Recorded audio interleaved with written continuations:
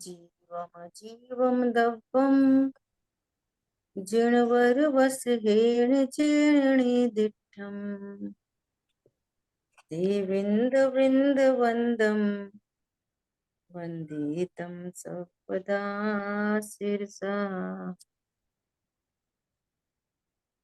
द्रव्य संग्रह जी ग्रंथ गाथा नंबर 37 मोक्ष तत्व के स्वरूप को कहने वाली गाथा गुरुदेव श्री के प्रवचन के माध्यम से स्वाध्याय कर रहे हैं।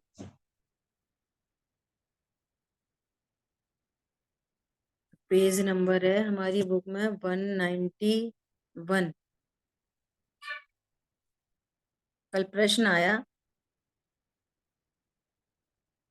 कि जैसा सिद्धों को सुख है वो कैसा सुख है। तो दो अलग अलग प्रश्न है। क्या सिद्धों को कैसा सुख है जबकि उनको न इंद्रियां हैं और न विषय भोग है, फिर वो सुख कैसा है। तो उस सुख की चर्चा की है ना। फिर दूसरा प्रश्न आया कि ऐसा सुख हमें कैसे प्राप्त हो सकता है जबकि हमें तो लगातार कर्म का उदय भी चल रहा है और कर्मों का बंध भी हो रहा है। तो हमें सिद्धों जैसा सुख कैसे प्रकट हो। तो दो प्रश्न है ना। तो पहले प्रश्न के उत्तर में तो सिद्धों को कैसा स्वाधीन सुख है, अतीन्द्रिय सुख है, बाधा रहित सुख है, अनंत काल तक रहने वाला सुख है, ये सब बात आई।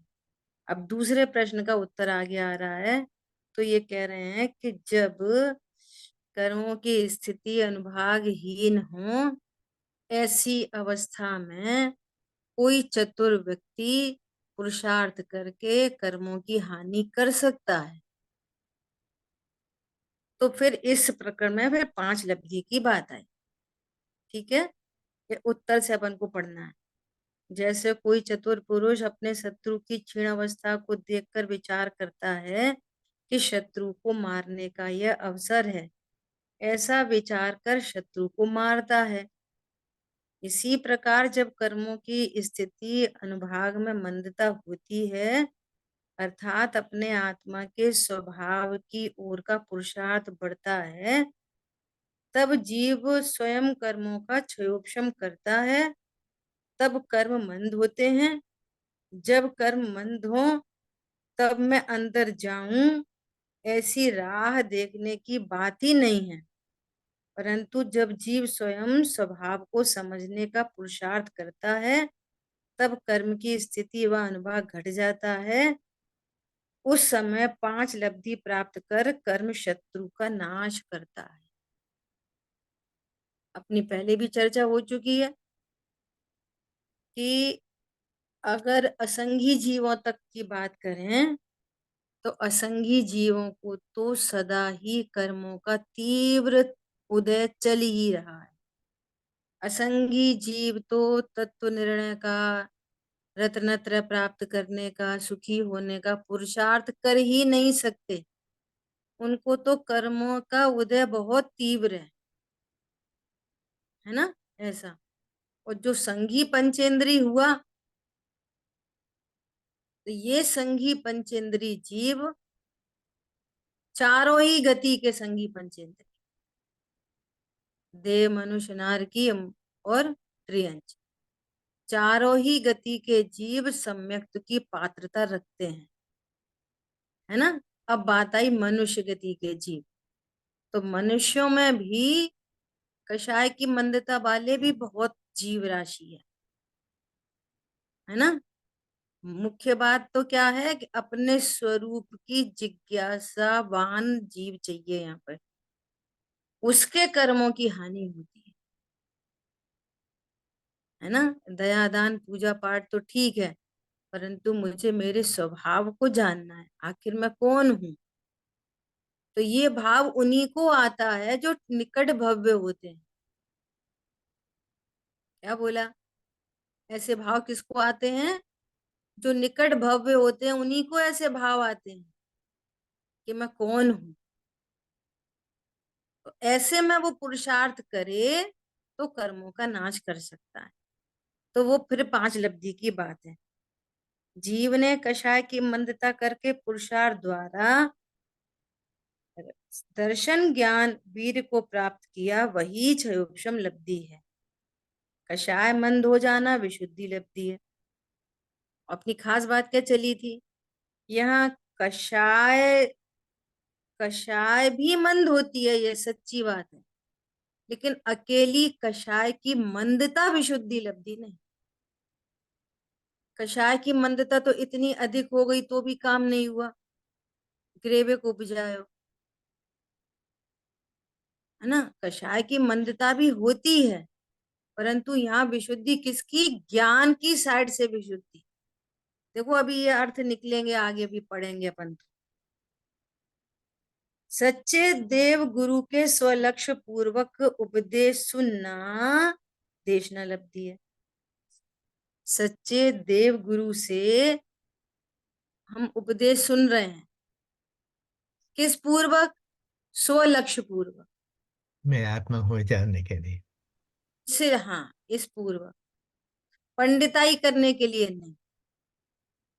देखो ये पढ़ने पढ़ाने का भी ये जो सिस्टम बना है ना, ये भी औदिक भाव है।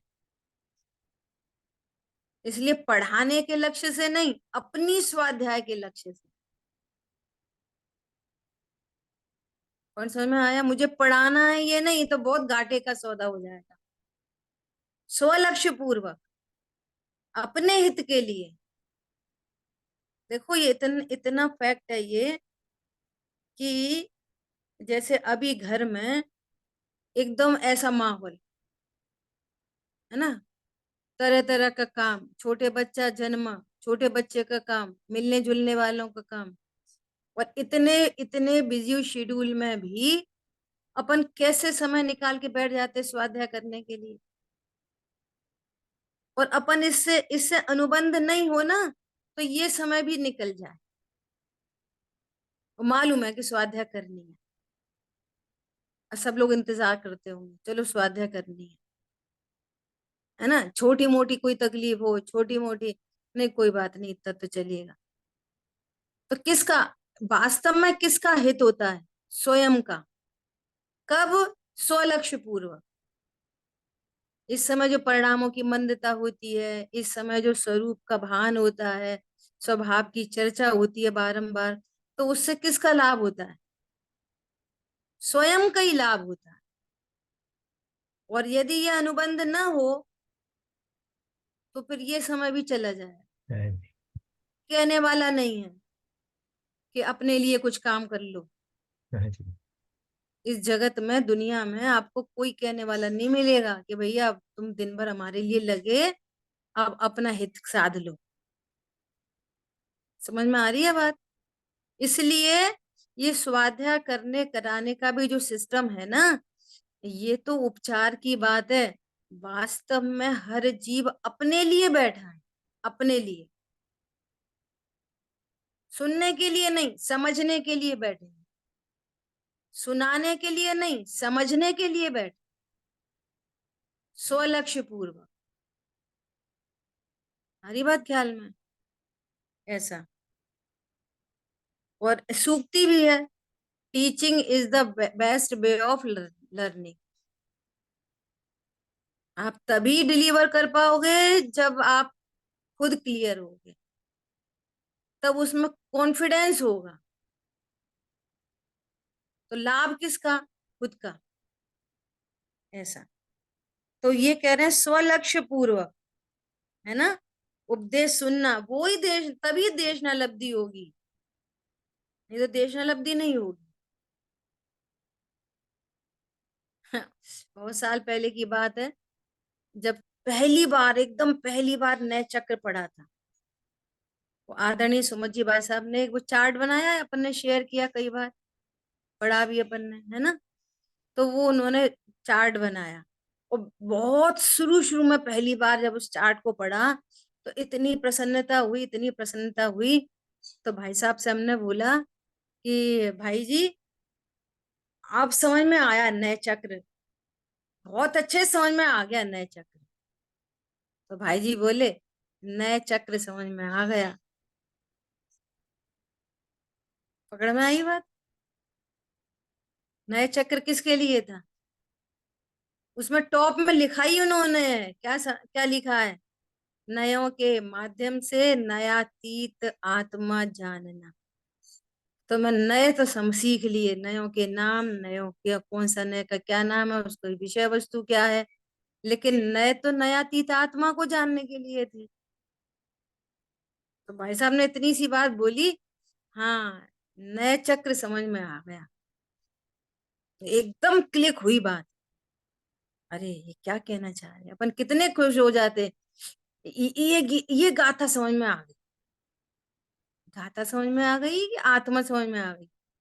गाथा समझनी है, आत्मा समझनी है। गाथा समझी तो देशना लब्धि नहीं हुई, और आत्मा समझ में आई तो देशना लब्धि। इतना बड़ा अंतर है। इसलिए 11 अंग 9 पूर्व का पाठ ही रत्नत्र प्रकट नहीं कर पाता, क्योंकि वो स्वलक्ष्य के बिना ही हो जाता है। और फिर वो मान कषाय के काम आता है, फिर वो पूरी एजुकेशन मान कषाय के काम आती है। तत्व ज्ञान के काम में हमें इतना आता है। क्षयोपशम ज्ञान पर मैं क्षयोपशम ज्ञान वाला हूं कि भगवान आत्मा हूं? तो क्षयोपशम ज्ञान का घमंड होता है, मान आ जाता है, तो कुछ कार्यकारी नहीं बनता। इतनी बड़ी मिसिंग है स्वलक्ष्य के बिना यदि स्वाध्याय हो तो, है ना? इतना तो सम्यक दर्शन प्राप्त करने के पूर्व का पुरुषार्थ है। कर्म की स्थिति अनुभाग घटना प्रायोग्य लब्धि है, तथा सम्यक दर्शन प्राप्ति के विशिष्ट परिणाम होना सो कर्ण लब्धि है। इनमें से 4 लब्धि तो जीव अनेक बार प्राप्त कर लेता है, परंतु 5वीं कर्ण लब्धि समकित तथा चारित्र के साथ ही होती है। वह अंदर के परिणामों की बात है। सम्यक दर्शन तो द्रव्य के आधार से प्रकट होता है, परंतु यहाँ लब्धि से होता है, यह बात की है। आगम भाषा में कहें तो जीव 5 लब्धियों से कर्म शत्रु का नाश करता है। यह आगम भाषा है। यह आगम भाषा है, क्या जीव कर्मों का नाश करता है। अध्यात्म भाषा क्या है? कि जीव स्वभाव सन्मुख होता है, आत्माभिमुख परिणाम। ये अध्यात्म शैली कैसा परिणाम है? आत्माभिमुख परिणाम, ये अध्यात्म शैली। और आगम शैली में क्या बोलेंगे? कि वो कर्मों की हानि करता है, कर्म शत्रु का नाश करता है। पर का कर्ता भोक्ता आदि आदि कहना ये आगम का कथन है। जीव ने पुरुषार्थ से कर्म की स्थिति अनुभाग कम किया, अतः विशेष पुरुषार्थ से कर्म का सर्वथा अभाव हो जाता है। सिद्ध पद की प्राप्ति हो सकती है। तत्व ज्ञान के पुरुषार्थ से रत्नत्रय प्राप्त करे, और विशेष पुरुषार्थ से सर्व कर्मों का अभाव हो सकता है। प्रथम पुरुषार्थ से कषाय मंद करके, अभी देखो बात आएगी, इंपॉर्टेंट बात आएगी।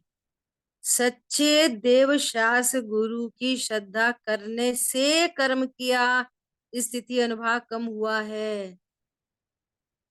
क्या बोला? अभी परसों नरसों के दिन चर्चा आई थी ना, कि जब तक सच्चे देव शाह गुरु के स्वरूप को नहीं जानेंगे ना, तब तक कर्म की हानि स्टार्ट नहीं होगी। आप करोड़ों पूजा पाठ विधान आदि करो,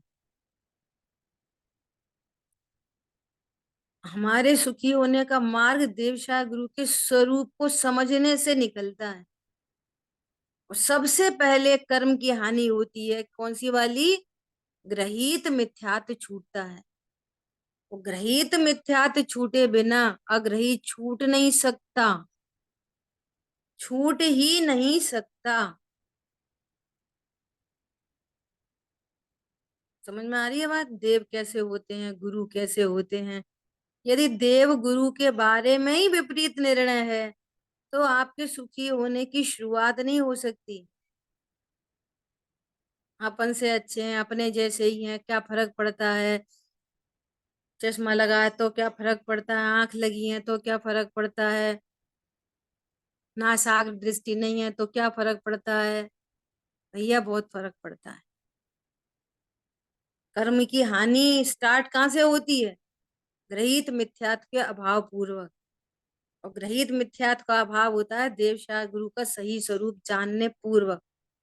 यदि आप देवशाह गुरु का सही स्वरूप नहीं जानते तो कर्म की हानि नहीं हो सकती। वीतरागता का क्या मतलब है, सर्वज्ञता का क्या मतलब है, उसका पूरा भावासन चाहिए। अनंत चतुष्टय मतलब क्या होता है ना, ऐसा।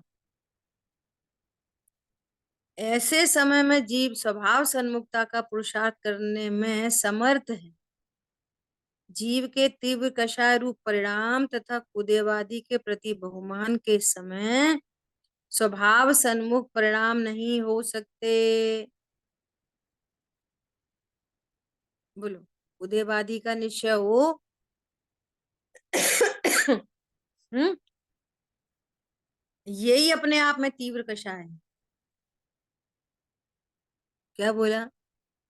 सच्चे देवशाह गुरु के स्वरूप का जानना नहीं हो और बाहर में दया दान दिखाई दें, भले दिखें, तीव्र कषाई है। यहाँ तो परिभाषा ही दूसरी है। कोई डांट दे तो चुप मौन रह जाए, है ना। कोई खाने को नहीं दे तो शांत रह जाए, दुनिया कहती है मंद कषाय। यहाँ तो कह रहे हैं कि आत्मा की अरुचि है वो तो दूर रहो, देवशाह गुरु के स्वरूप को जानने तक की अरुचि है तो तुम तीव्र कषाई हो। जिस भगवान को पूजा करने जा रहे हो उन भगवान के स्वरूप का ही नहीं पता, द्रव्य गुण पर्याय से। ग्रहित मिथ्या दृष्टि तीव्र कषाय। लौकिक वाला ये कषाय जो दिखाई देती है बाहर में, उससे काम नहीं चलेगा, ऐसा। परंतु देवशाह गुरु की श्रद्धा करके कषाय मंद करके पश्चात कषाय का अभाव करता है, ऐसा क्रम बताए। क्या बोल रहे हैं? पहले देवशाह गुरु की श्रद्धा हो, फिर कषाय की मंदता हो, पश्चात कषाय का अभाव। कषाय की मंदता कैसी? देवशाह गुरु का स्वरूप जब पता चला तो कषाय की मंदता कैसे होगी? पंडित साहब ने बहुत सुंदर लिखा है कि जो पर लक्ष्य हो रहा था, पर को सुख का कारण समझ रहे थे, वे स्वयं सुख रहित, सुख न उनका मरम। वे तो सुख से रहित हैं। तो अब भगवान को जान के ये पता चला, हे प्रभु आपको लख ये निश्चय हुआ, शरण अपनी से कटते स्वयं सब कर्म, इक्वल टू मंद कषाय। क्या बोला? भगवान के स्वरूप को जानकर ये पता चला कि बाहर में कोई भी शरण नहीं है, धन दुकान पत्नी बच्चे आदि आदि सब। आपके स्वरूप को जानकर ये पता चला कि अपनी शरण से ही सारे कर्म का अभाव होता है। इसलिए बाह्य दृष्टि तजूं, अब निजातम भजूं। इसका नाम है कषाय की मंदता। बाहर में क्रोध करते दिखाई दे तो भी कषाय की मंदता। समझ में आया? ये है कषाय की मंदता। आत्मा की रुचि कषाय की मंदता है, आत्मा की अरुचि तीव्र कषाय है। वो आत्म स्वभाव का आश्रय वो धर्म है। आत्मा की अरुचि अनंत क्रोध, तुम कह रहे मंद कषाई, भगवान कह रहे अनंत क्रोधी। फिर ऐसा मंद कषाई तो पेड़ भी कहलाएगा, मक्खी मच्छर भी कहलाएंगे, दो इंद्री तीन इंद्री सब कहलाएंगे मंद कषाई। जिनवाणी में पढ़ो तो पता चलेगी तीव्र कषाई है ये। क्यों? आत्मा की अरुचि है, अनंतानुबंधी अरुचि, अनंतानुबंधी अरुचि। जैसे किसी के प्रति बहुत क्रोध होता है ना, तो हम उसको देखना पसंद नहीं करते, किसी के प्रति बहुत क्रोध हो तो क्या होता है, उससे बात करना पसंद नहीं करते, उसकी बात सुनना, उनकी बातें हमसे मत करा कर, उनकी बात सुनना पसंद नहीं करते, उसको देखना पसंद नहीं करते। ऐसे ही तीव्र कषाई जीव आत्मा की बात सुनना पसंद नहीं करता। तो ये कषाय है कि मंदता है? वो बाहर में दान दया में दिखाई दे, तुम्हें स्वाध्याय की पड़ी रहती आत्मा फात्मा, पीछे पड़े रहते आत्मा फात्मा, समझ में आ रही है? और बाहर में कैसा दिखाई दे, कभी ऊंची आवाज में बात नहीं करे, कोई कुछ बोले कि हाँ जी जी, नीचे गर्दन हिला के जी जी जी, क्या बोलना है, ये तीव्रतम कषाय, तीव्रतम आत्मा की अरुचि। सुबह से जाके मंदिर में बैठा रहे 2-2 4-4 घंटा, आत्मा की अरुचि तीव्र कषाय। आत्मा की रुचि स्टार्ट हुई मंद कषाय, और आत्म स्वभाव का ज्ञान श्रद्धा आचरण, ये धर्म, ये है पुण्य पाप धर्म। ठीक है, तो कह रहे हैं सच्चे देव शास्त्र गुरु का बहुमान आते ही कर्म मंद, यहां से कर्म की मंदता चालू होती है, उनका बहुमान आते से। बहुमान कैसे आएगा? ज्ञान होने पर। जब उनका ज्ञान ही नहीं है तो बहुमान कहाँ है? मिसयूज है। जब भगवान का ज्ञान नहीं है तो फिर क्या है भगवान का? हे भगवान ये दे देना, वो दे देना, हे भगवान तुम देख लेना, हे भगवान, हे भगवान, ये भगवान है, भगवान का मिसयूज है। अनंत अनुबंधी क्रोध है भगवान के ऊपर। जो वीतरागी हैं उनसे राग की वांछा, विपरीत बुद्धि हो गई ना, एकदम विपरीत, ये तीव्र कषाय। कोई तीव्र कषाय में तो बोल सकता है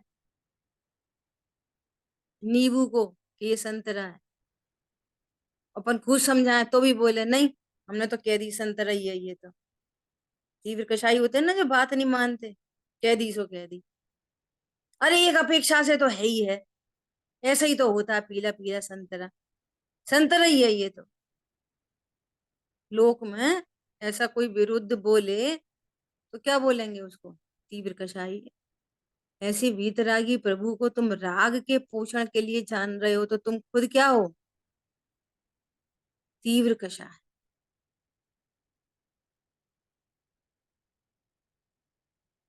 यहाँ यह बताया गया कि कर्म के तीव्र स्थिति अनुभाग के समय उसके विनाश का अवसर नहीं है,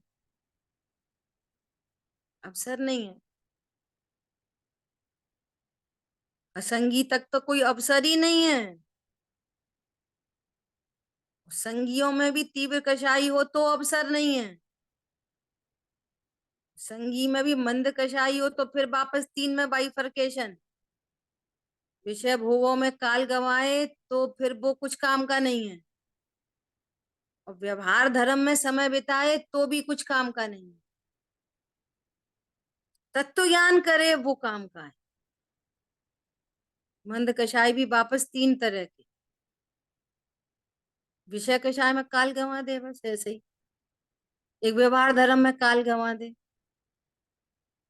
और एक प्रॉपर तत्व ज्ञान करे तो वो कार्यकारी बनता है। ठीक है, परंतु अल्प स्थिति अनुभाग के समय उसके विनाश का अवसर है। जीव के परिणाम स्वभाव की ओर है तो नेचुरली उधर कर्म की सत्ता हीन है। ऐसे ही निमित्त नैमित्तिक संबंध है। कर्म की सत्ता आत्मा का कुछ कर सके ऐसा नहीं है। आत्मा की तीव्र परिणाम वाली नैमित्तिक दशा के समय कर्म तीव्र रूप होता है, और मंद परिणाम वाली नैमित्तिक दशा के समय कर्म भी मंद होता है। मात्र इतना ज्ञान यहाँ अपेक्षित है। जब भी पर की तरफ से बात चले तो समझना निमित्त का ज्ञान करा रहे हैं, परंतु वो कुछ हमें कराएगा ऐसा स्वरूप नहीं है। कर्म की हल्की दशा कब होगी? जब परिणाम हल्के होंगे। कर्म की तीव्र दशा कब होगी? जब परिणाम तीव्र होंगे। कर्म की सापेक्षता में बात कही जा रही है, बस इतनी बात है। निमित्त का ज्ञान कराया जा रहा है। कर्म हमारे को जगह देगा, प्लेस देगा, ऐसा नहीं है ना। जो एक पैराग्राफ छोड़ के मैं आगे पढ़ती हूँ। जो जीव खाने पीने कमाने आदि अनेक कार्यों में पुरुषार्थ करता है और धर्म की बात में होनहार बताकर स्वभाव सन्मुखता का पुरुषार्थ नहीं करता, वह तो स्वच्छंदी है। स्वच्छंदी की परिभाषा नोट कर लो। बहुत लोग बोलते हैं स्वच्छंदी हो जाएंगे, फिर निश्चयभाषी हो जाएंगे, फिर स्वच्छंदी हो जाएंगे। स्वच्छंदी मतलब क्या है? निश्चयभाषी हो कि व्यवहाराभासी हो कि उभयाभासी हो, सभी स्वच्छंदी है। आभास है तो स्वच्छंदी है। और उससे ज्यादा क्या होएगा? नहीं नहीं, फिर वो उल्टा सीधा खाने पीने लगेगा और पाप में चला जाएगा।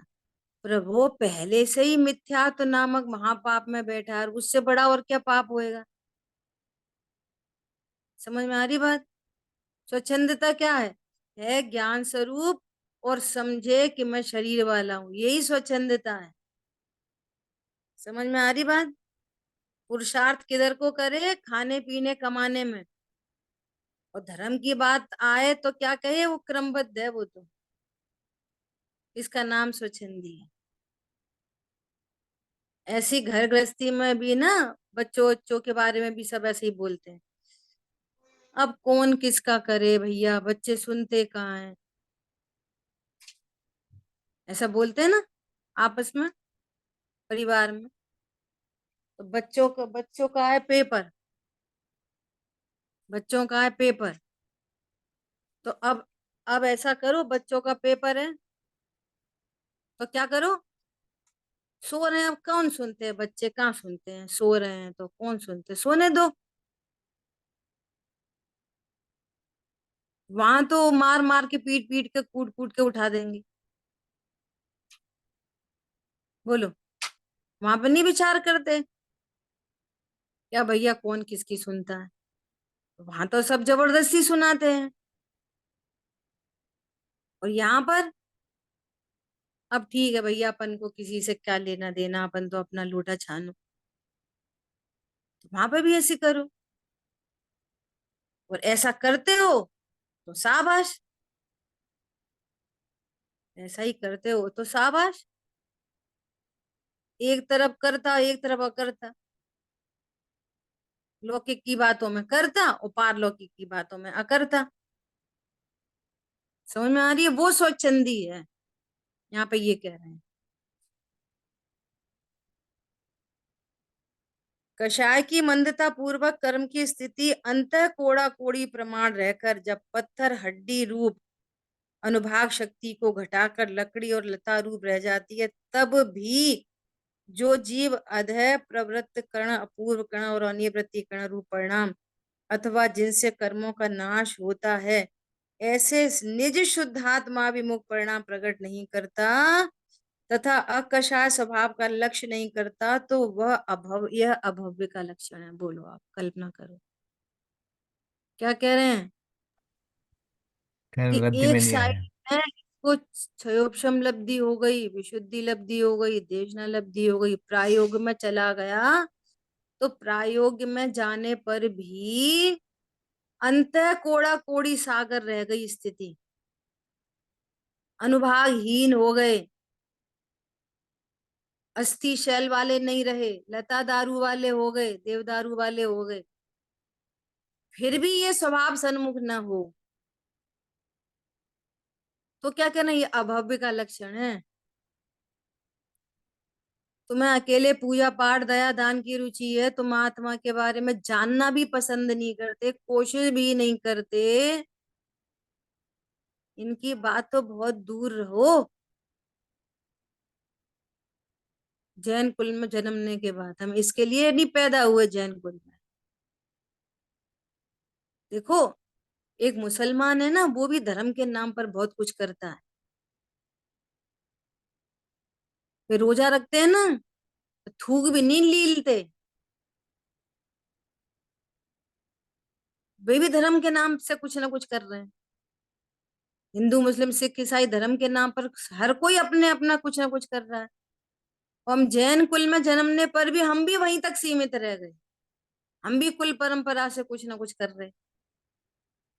लेकिन जो हम हैं उसे जानने की हमारी हमारी लिस्ट में ही नाम नहीं है। तो क्या बोल रहे हैं, ये अभव्य का लक्षण है। बोलो, स्पष्ट एकदम।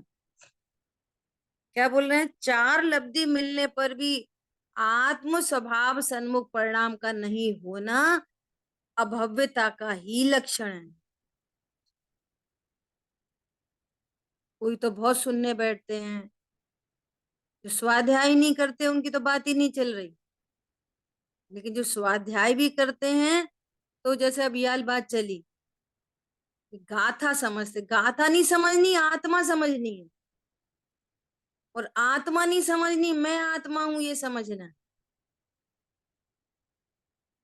क्या बोला, इसलिए 11 अंग 9 पूर्व के पाठ ये हो जाते हैं। कुछ हल नहीं निकलता, क्यों शांति नहीं मिलती, हल नहीं निकलता। मतलब जब ये पता चलता है कि मैं ध्रुव हूँ, परिपूर्ण हूँ, मैं आत्मा हूँ, क्या लेना देना बाहर से, सभी तो मात्र ज्ञान के गेय हैं, मैं परिपूर्ण हूँ, तो उसके परिणति में निर्भरता आती है, निश्चिंता आती है। उस निश्चिंता का ही नाम धर्म है। परिणामों में निश्चिंता नहीं है, निर्भरता नहीं है, 24 घंटे आग उल्टा टेंशन है। और पूजा पाठ बहुत हो रहे, दया दान बहुत हो रहे, बह रही दरे धर्म की धार, बह गई पूरी धर्म की धार। हरी बात ख्याल में। जो सच्चे देवशास्त्र गुरु का बहुमान करता है, सुनो फिर से, जिसको सच्चे देवशास्त्र गुरु कोई ठिकाना ही नहीं है, हमारे भगवान कैसे होते हैं, सच्चे गुरु का ठिकाना ही नहीं है जिनको, गंगा गए तो गंगादास, जमुना गए तो जमुना दास। हाँ जी, हाँ जी, हाँ जी, सब जगह हाँ जी। अपन कौन से किन से बिगाड़ो, सब जगह हाँ जी। उनकी तो बात नहीं चल रही। लेकिन जिनको सच्चे देशागुरु का भी बहुमान है, परंतु स्वभाव का बहुमान नहीं करता, जिसको अपने ही बहुमान नहीं आया कभी, वह वर्तमान में मोक्ष मार्ग प्रकट करने के लायक नहीं। लायक नहीं है उसको क्या बोलते हैं, अब हम बोल नहीं सकते, समझ जाओ। जो लायक नहीं होता उसको क्या बोलते हैं, समझ गए ना। अपन अभव्य क्यों है। बोले, समझ जाओ। बिल्कुल। अभव्य है ना, ऐसा। प्रवचन सार में कहा है कि केवली के अतीन्द्रिय सुख है, ओ हो, ऐसा जो नहीं मानता वो अभव्य है। पॉइंट पकड़ में आ रहा है। हमारे सुखी होने का मार्ग भगवान से होके निकलता है।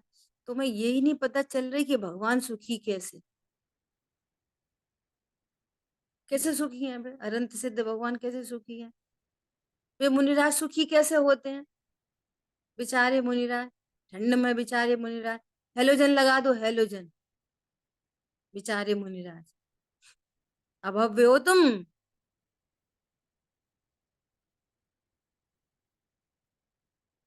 क्या होते हैं मुनिराज, सोच नहीं सकते, कल्पनातीत है। क्या होते हैं मुनिराज, चलते फिरते सिद्धों से गुरु हैं वे। हेलोजन फैलोजन उनके कुछ नहीं कर लगती उनको।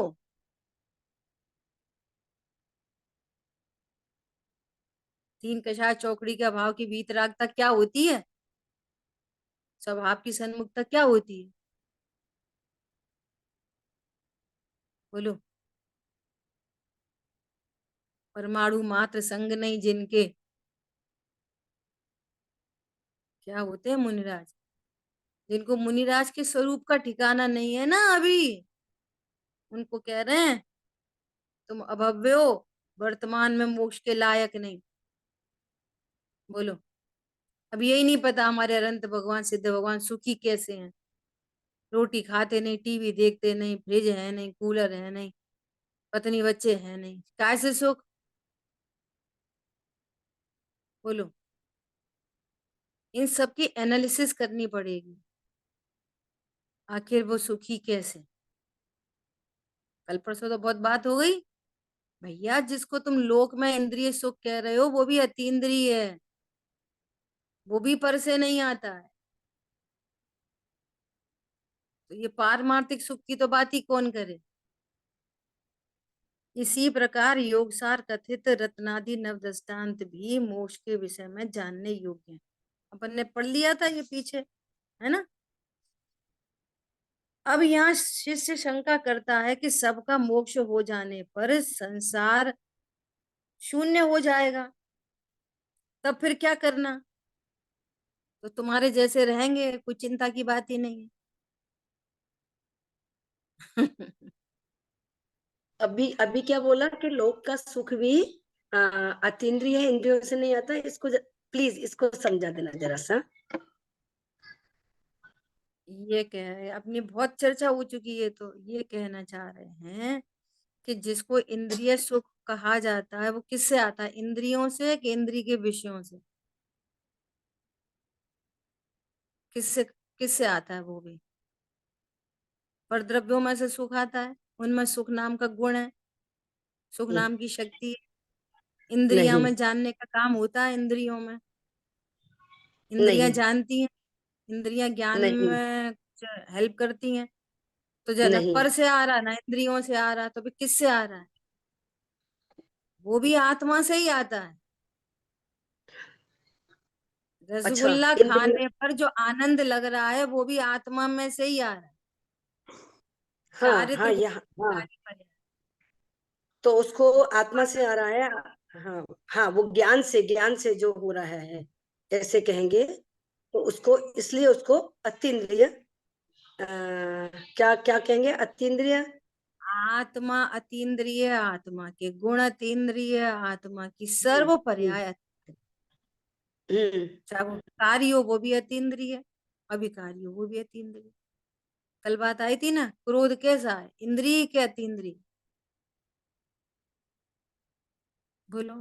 फीलिंग है, जिसको हम प्रेम कहते हैं, है ना, वात्सल्य कहते हैं, वो इंद्रिय है कि अतीन्द्रिय है? अतीन्द्रिय है। सब अत्यंतरीय कौन है। सी इंद्रिय से जानते हो? वात्सल्य को कौन सी इंद्रिय से जानते हो? स्पर्शन रसना घ्राण चक्षु कर्ण, बहुत कौन सी इंद्रिय बहुत से? सारी, हाँ बहुत सारी बातें, मतलब पहली पहली बार पता चल रही हैं, और बहुत ही क्लियर होके एकदम पता चल रही हैं। बढ़िया। बोलो। कौन सी इंद्रिय से जानते हैं प्रेम को? क्रोध को कौन सी इंद्रिय से जानते हैं? उसका कौन सा हम्म, कलर है, कौन सा टेस्ट है? अतीन्द्रिय है। सारी विकारी पर्याय भी अतीन्द्रिय है। ये बात चल रही। हम्म, तो क्या बोल रहे हैं? आत्मा की परमानंद दशा प्राप्त करने वाले 6 महीने 8 समय में 608 जीव मोक्ष जाते हैं। अतः कभी यह जगत शून्य हो जाएगा। हम्म, है ना। हम्म, तो कितना समाधान कर रहे हैं, कितना बढ़िया। ये गुरुदेव श्री दे रहे हैं ये समाधान। उसमें तो भविष्य के काल से बात आई थी समाधान। काल से। गुरुदेव श्री प्रश्न कर रहे हैं कि किसी ने ऐसा सोचा कभी कि अगर अपन सारे सभी सब इतना पैसा मत कमाओ? क्यों हम्म, मत कमाओ? कि सभी धनवान हो जाएंगे ऐसे तो हम्म, फिर अपने घर में नौकर कौन लगेंगे? हम्म, ऐसा लोग मत नहीं सोचते कि नहीं भैया अपन सब लोग धन मत कमाओ, सभी धनवान हो जाएंगे तो फिर काम कौन करेगा? हम्म, ऐसा कोई सोचता है लोग में? तो यहाँ क्यों कह रहे हो? ऐसा कह रहे हैं, देखो भाई, जैसे धन का लोभी मनुष्य धन की रुचि के कारण यह विचार ही नहीं करता कि सभी के पैसे वाले हो जाने पर काम करने वाला मनुष्य नौकर कौन रहेगा। अपन तो धन कमाओ भैया, अपन को क्या लेन देना, है ना। मुझे उस दिन भी जब ये चर्चा आई थी तब भी वो दृष्टांत ख्याल में आ रहा था, तो मैंने सोचा छोड़ो, और आज फिर वही दृष्टांत ख्याल में आ रहा है। अब मैं सुनाई देती, ठीक है।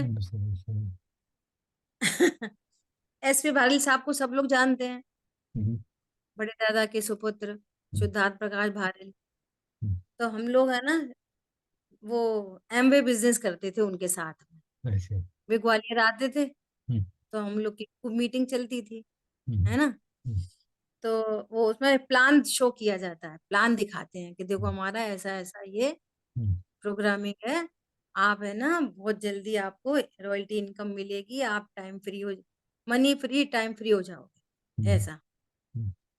तो एक व्यक्ति ने बोला कि सर एक बात बताइए कि अगर सब लोग यही बिजनेस करने लग जाएंगे, इसमें ना पैसा लगता ज्यादा ना कुछ लगता, और सब के सब करोड़पति हो जाएंगे, तो बाकी बिजनेस सब बंद ही हो जाएंगे, अगर सब लोग यही कर पड़े तो।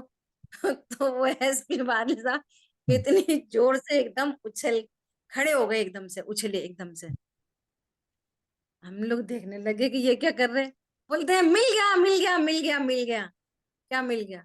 समाधान मिल गया कि तू नहीं करेगा, तेरे जैसे बहुत रहेंगे।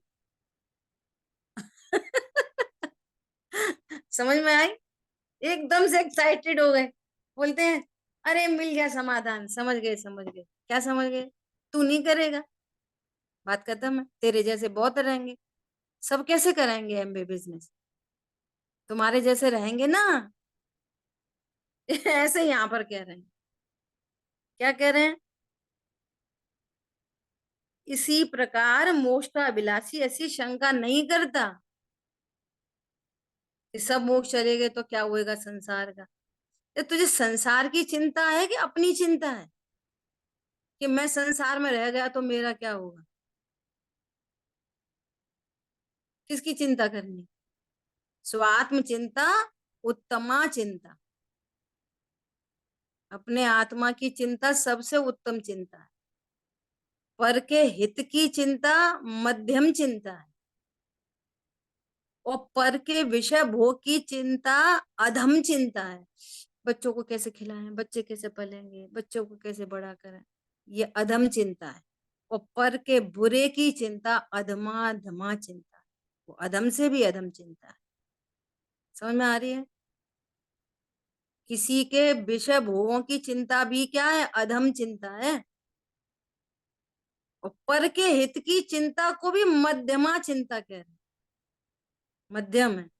और सबसे उत्तम चिंता क्या है? अपने आत्म कल्याण की चिंता। मेरा आत्म कल्याण कैसे? समझ आई बात? समय अपना दीदी हुआ है, एक बार शेष फिर बोलना, अधम चिंता वो सब, ऑल फोर चिंता। ये है ना वो परमानंद स्तोत्र है ना, उसका ये काव्य है। कल मैं आपको संस्कृत में बताऊंगी। उत्तमा चिंता स्वात्म चिंता, पर हित की चिंता मध्यमा चिंता, पर के विषय भोग की चिंता अधम चिंता, और पर के बुरे की चिंता वो अधमा धमा चिंता, अधम से भी अधम। ऐसा ये चार। ठीक है। थैंक यू, बहुत सुंदर। ये ज्ञान से सूझे लोकालोक, सो वाणी मस्तक नमो सदा दे हूँ दो। बोलिए द्वाशांग मई जनवाणी माता की जय हो। जय हो। जय हो। जय जिनेन्द्र दीदी। जय जिनेन्द्र प्रभु। जय जिनेन्द्र सभी को।